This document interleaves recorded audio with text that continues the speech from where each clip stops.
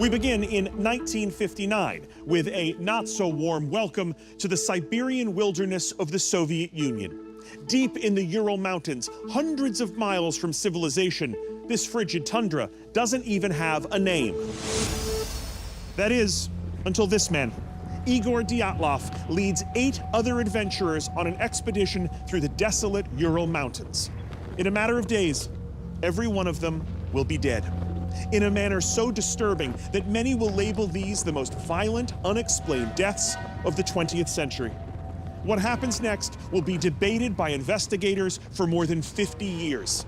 Theories include a secret weapon test, a murderous rampage, a Yeti attack, or even a UFO encounter. Tonight, we will share remarkable new discoveries that could unmask the culprit and reveal the truth of the infamous Dyatlov Pass incident for the very first time.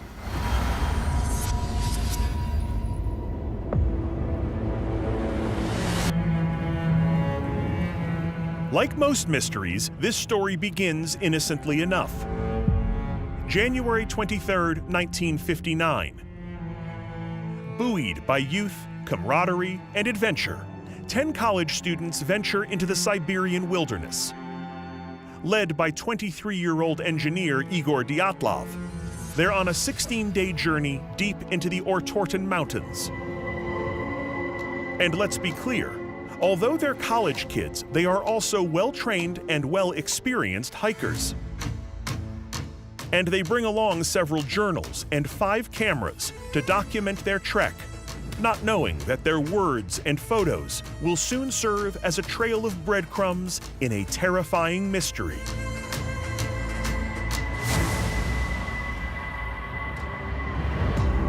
Their journey is immediately intense as they hike and ski through the punishingly cold Siberian wilderness.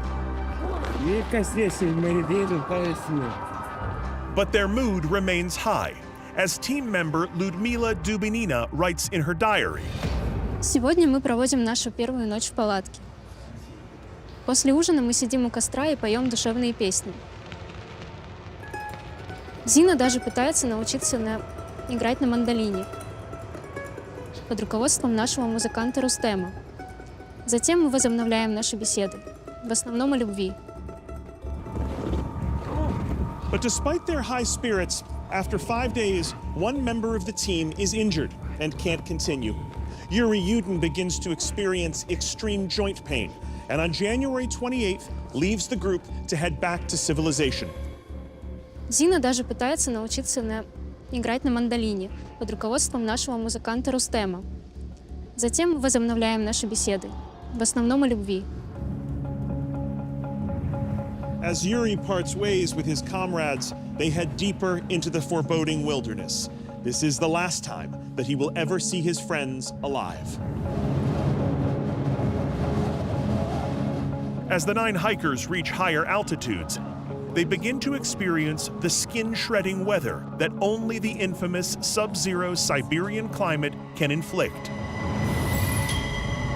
Showing remarkable fortitude, the team battles on.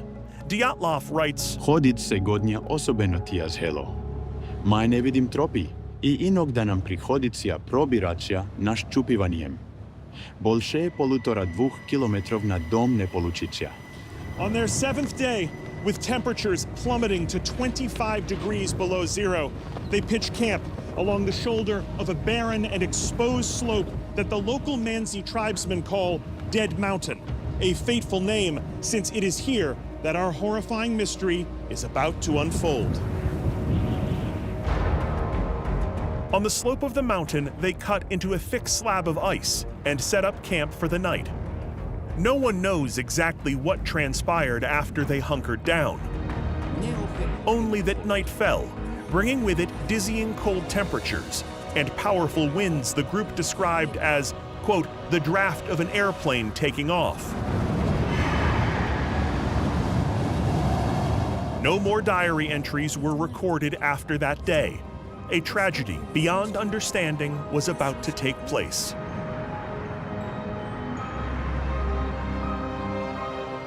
When the hikers don't arrive at their exit point on the day they're due, concern grows. a search party is dispatched to check on them. Searching the Urals is no easy task, particularly when you're searching an area covering hundreds of square miles. After a multi-day hunt, the rescuers finally discover the missing hiker's tent. It's mostly intact, but there's no one inside. And shockingly, given the negative 35-degree conditions, the students have left behind their warm winter clothing, shoes, food, and an unused stove. Strangest of all, the tent has been cut open from the inside, as if to facilitate a quick escape. But what were the hikers running from? And where are they now? And then, the searchers find them. Almost a mile from the tent, the search party discovers the frozen bodies of 2 of the hikers, wearing only underwear, and near the remains of a campfire. Horribly, their bare feet are burned, suggesting they were so cold that they were willing to force their naked feet directly into the fire for warmth. 3 more of the victims are found frozen to death on a path leading back to the tent. Searchers continue to scour the area, but the other students are nowhere to be found. It isn't until 3 months later, when the spring thaw begins, that the missing hikers are all found huddled together in a snow den. Had they hid there on their own, or were they placed there by someone or something? The injuries alone are the stuff of nightmares. Chest wounds, broken ribs, fractured skulls. 2 were missing their eyes, and 1 her tongue. An autopsy concludes most of the hikers likely died from internal bleeding. Their multiple broken bones point to some sort of physical attack. The mystery is only deepening. What caused their horrific deaths? One theory immediately presents itself. Perhaps a blizzard triggered an avalanche, causing these brutal injuries. But experts say that's unlikely. The slope of the hill next to the campsite is under 30 degrees. It's not steep enough to create the force required for a typical snow avalanche. Speculation quickly shifts elsewhere. Some theorize that the hikers stumbled upon a secret military operation and were perhaps killed by soldiers. 1959 was the height of the Cold War. On orders from the Kremlin, Russia had launched one of history's most drastic political, moral, and economic wars, a Cold War. The arms race in a full sprint, the Soviets were surely engaged in secret military testing. Could the hikers have stumbled across something they were never meant to see? Might the Soviet military have accidentally killed the hikers with some kind of weapons test? Surely, if they had, the Soviets would have been inclined to bury the entire scandal. Others suggest something stranger still.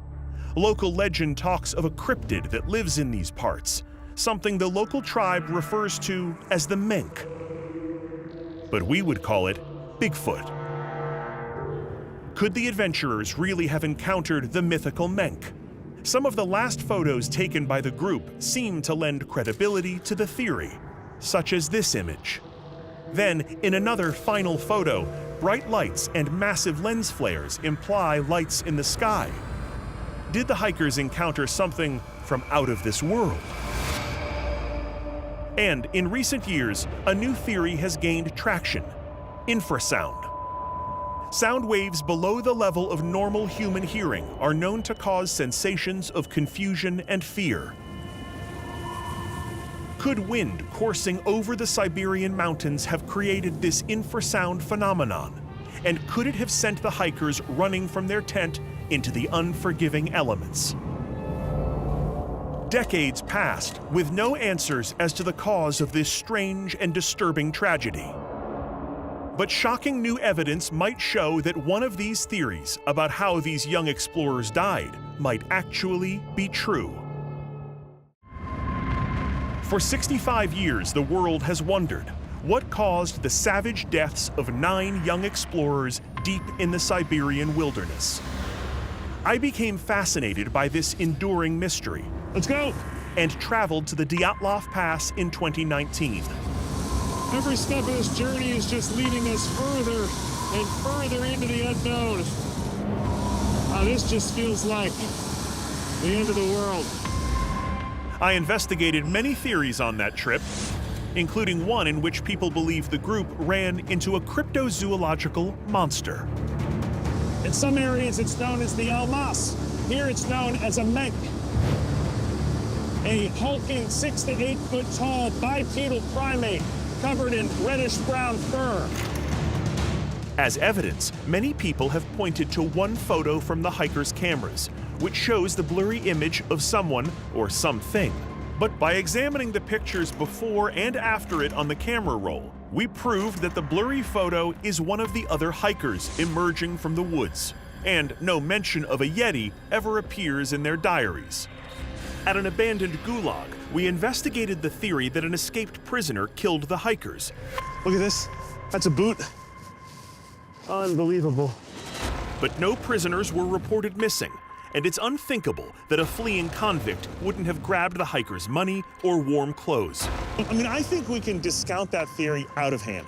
Absolutely. Don't you? 100% mathematically, no way. But incredibly, before leaving Russia, I uncovered remarkable evidence of a possible government cover-up. This is a document that shouldn't exist. Do these documents prove that the accepted timeline of events here is wrong? Да, эти документы доказывают, что о гибели Дятлова было известно раньше. Is this a smoking gun? Это возможно. In the end, our investigation made an impact. The questions I raised, alongside the impending 60th anniversary of the deaths, prompted the Russian government to officially reinvestigate the Dyatlov mystery. The Russians asked a team of Swiss scientists to re-examine a previously ruled-out theory that the hikers fell victim to some kind of avalanche. Swiss investigator Alexander Puzrin may have proven that a smaller avalanche, known as a slab avalanche, may have been the cause after all. We started exploring the slab avalanche hypothesis. You have a snow slope.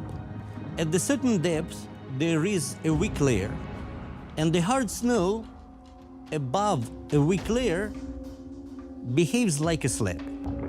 And if the strength is not sufficient, then the slab detaches itself and slides down. And here the group cuts the slope, installs the tent. Over the night, more and more of the snow was deposited by the wind on the slope above the tent. And a 5-meter slab went down and destroyed the tent. So the original traditional avalanche theory was difficult to justify because these large avalanches normally leave large deposits, and they also leave traces in terms of a large source area. But the slab avalanche theory does not need such large volumes of snow to exist. The slab can be relatively small. And in our case, from our calculations, we have seen that because of the special type of the terrain, the slab would not be more than 5 meters long and also not very thick. So it would not leave a large trace, and also deposits were consistent with what we saw on the tent and around the tent. Also considering that after 2-3 weeks, the winds would take a lot of the loose snow away, and the tent was found 3.5 weeks after this event. But if this theory that a small avalanche fell on the tent is correct, how can we explain the massive injuries the campers sustained? The slab avalanche was not large, right? It's like 5 meters long, and it did not fall on the sleeping hikers from a very large height. It's like maximum 2 feet. But these blocks were almost 200 pounds. So imagine someone 200 pounds heavy jumps on your chest and you are not prepared, and these are the injuries that you're going to get: broken ribs and broken skull.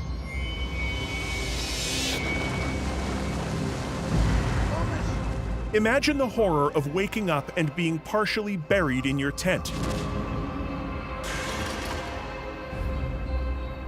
Your comrades all around you screaming in pain. Injured but running on adrenaline, you frantically cut your way out of the tent into the violent elements. You have only minutes to make life or death decisions. What do you do? These people were experienced enough to understand that every minute counts, that in 1 hour they're going to be dead. The only right decision is to make their way to the closest shelter, 1.5 kilometers downhill. They made a safe place for their injured friends. Then this was the time that some of them started dying. These first two who were found close to the fire. And then they put their injured friends in a small ravine where they thought they will be better protected.